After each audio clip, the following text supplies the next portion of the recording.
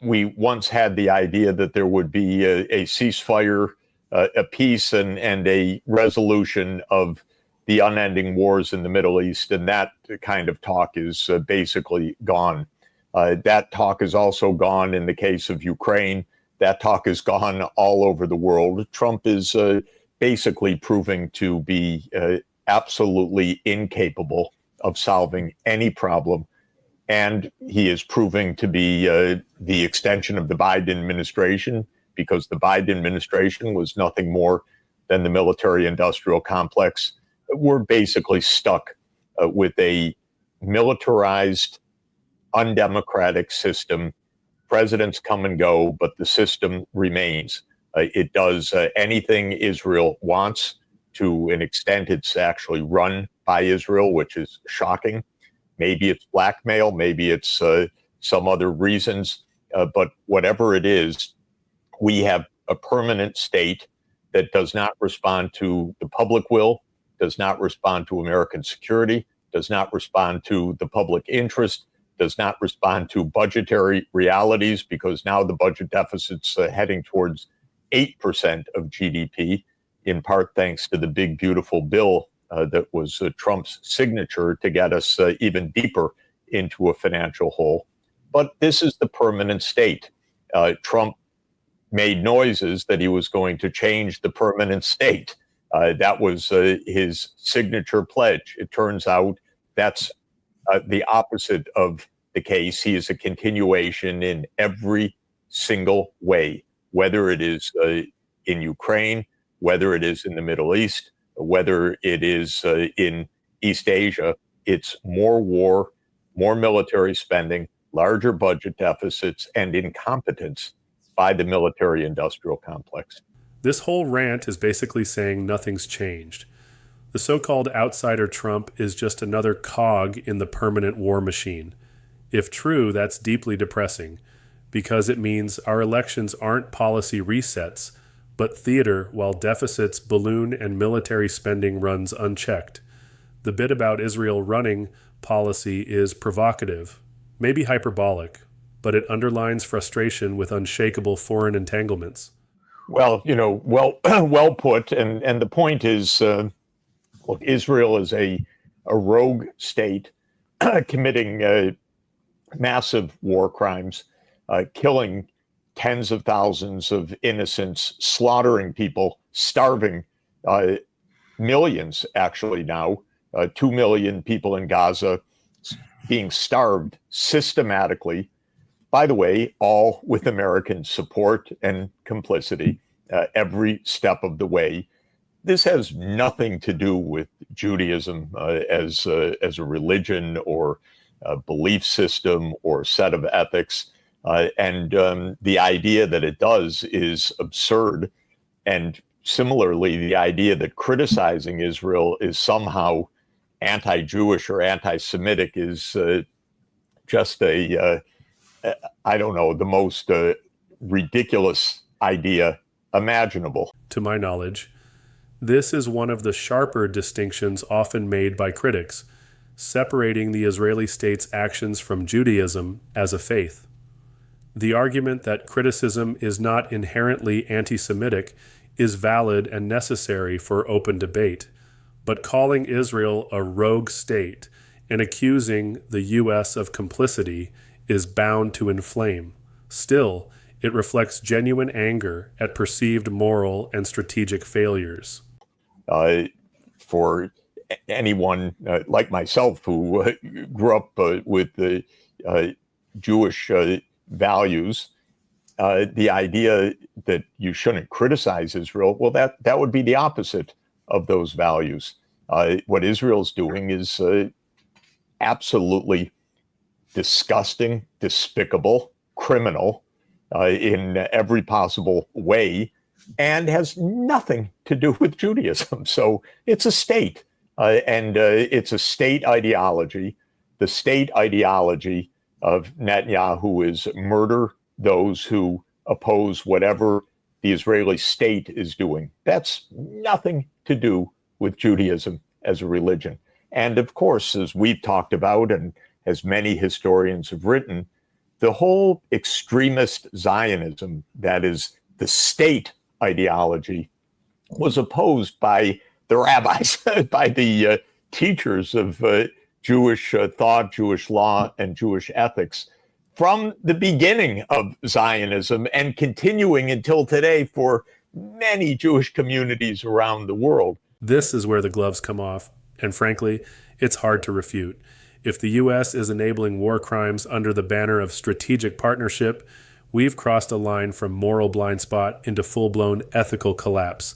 Self-destruction isn't alarmist, it's forensic. So it's the point that Mr. Patinkin is making with great passion and great eloquence is a very basic idea. And the basic idea is that state ideology of a militaristic, murderous regime is not a religion, and it doesn't represent a religion. It represents an extremist, violent ideology that has nothing to do with Judaism. I mean, this distills the earlier points. Israel's current state policy is seen as nationalist militarist, not religious. The clarity helps, but again, militaristic murderous regime is incendiary. It might rally critics, but harden defenders. The plain framing of religion state is still a crucial takeaway. It's interesting for him. He said, I've dealt with 3 presidents, and they actually come in with ideas. But then those ideas disappear because the men in the dark suits and the briefcases, that's the CIA, by the way, that's the other security agencies, that is the Pentagon, that's the Armed Services Committees, and so forth. That's the big donors. They come in and they say, no, Mr. President, you do it this way. Now, we've just witnessed this exactly happening with Donald Trump. And Donald Trump ran on a campaign of making peace. He was going to make peace here and there. He was going to make peace in Ukraine. He was going to make peace in the Middle East. He doesn't have perhaps the knowledge, but he certainly doesn't have the guts. Are you kidding me? Quoting Putin as 100% correct on U.S. policy inertia is provocative. While he's hardly a neutral observer, the idea that the CIA, Pentagon, and donors override elected leadership is a common critique, unsettling if even partly true. To make peace, because to make peace, you have to go against the CIA. You have to go against the military-industrial complex. You have to say they're wrong. They've made terrible mistakes for 30 years. Well, on the campaign trail, that was easy, but Trump doesn't have the gumption to stick with it. So to make peace with Russia is straightforward. You have to say clearly the NATO enlargement to Ukraine was wrong because it provoked a conflict with Russia. You have to say that publicly. You have to say that it was wrong for the United States to help overthrow violently the Ukraine government in 2014 to bring in a NATO-friendly regime. You have to say that publicly. To say that publicly goes against the U.S. deep state. So here's the heart of the critique.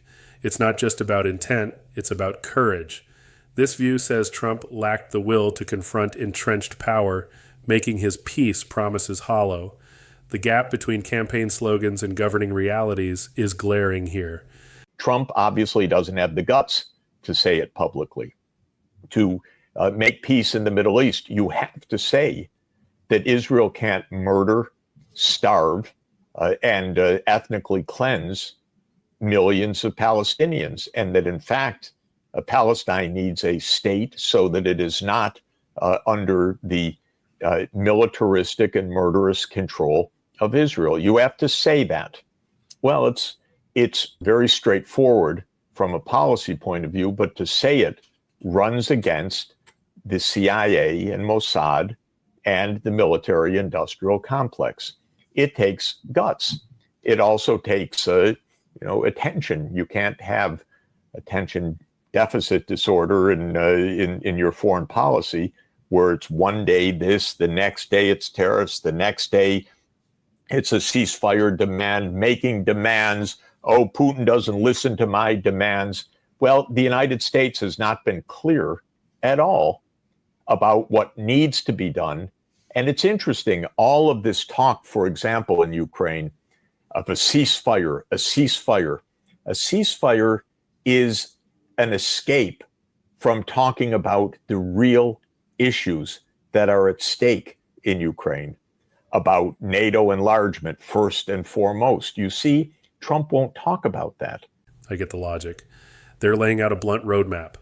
Admit past mistakes, break with the NATO expansion orthodoxy, and own up to 2014's role in tensions. But in U.S. politics, saying this aloud is like political suicide. Maybe why no president touches it. Brought attention to Putin explaining, I've seen this show before, that was in 2017, and he's experiencing it exactly again with Trump. Now, we should recall the most famous words about this by the president who was perhaps best equipped of all our modern presidents to understand this. And of course, that was General Dwight D. Eisenhower, the commander of the Allied forces in World War II. And he was the one, famously, that warned us exactly about this in his farewell address to the nation on January 17th, 1961. And if I might just quickly quote it, because I wanted to show his words are so prescient. He said, "This conjunction of an immense military establishment and a large arms industry is new in this American experience. The total influence, economic, political, and even spiritual, is felt in every city, every state house, every office of the federal government. We recognize the imperative need for this development, yet we must not fail to comprehend its grave implications. Our toil, resources, and livelihoods are all involved. In the councils of government, we must guard against the acquisition of unwarranted influence, whether sought or unsought, by the military-industrial complex. The potential for the disastrous rise of misplaced power exists and will persist." That's Eisenhower's ghost speaking. His farewell warning about the military-industrial complex still resonates. The economic, political, and even spiritual influence line is chilling, and tragically, it reads like prophecy fulfilled. And that was 1961. Right. We are run by the military-industrial complex. Trump is a sideshow. What Trump has done in recent weeks with Ukraine, with the Middle East, with China, with Epstein tapes, with all of it, is just fall into line as presidents are supposed to do. MAGA is, turns out, it's a campaign slogan, of course. It's nothing new. It's a continuation of the deep state. And the deep state has led us to one war after another. Yes, military stocks are soaring. The Israeli stock exchange is soaring. Can you believe it? Israel's at war. It's disrupted. But the war profiteers are making a fortune. And this is what runs the American show now. Not Trump, not Congress, which is irrelevant, not even a sideshow. And the Supreme Court, by the way, has basically said to Trump, yeah, you do whatever you want. We're not going to stop you.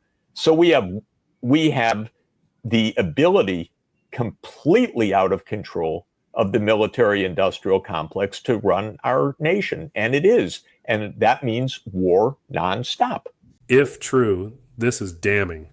It paints Trump as an irrelevant figurehead while entrenched interests, defense contractors, markets, geopolitical players dictate policy. The economic point about war profiteering is stark. War as good business. That's a grim incentive structure for peace.